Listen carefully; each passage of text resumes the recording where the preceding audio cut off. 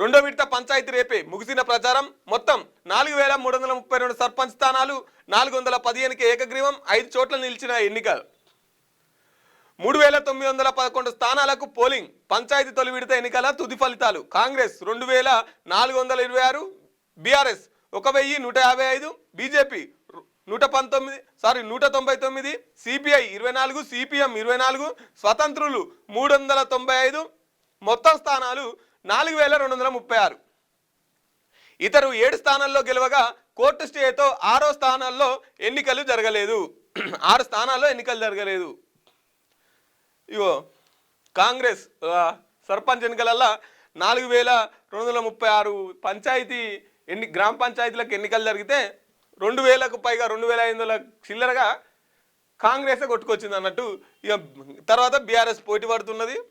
ఇక ఈ సిపిఎం వల్ల అయితే ఇండిపెండెన్స్ కంటే అధ్వానం.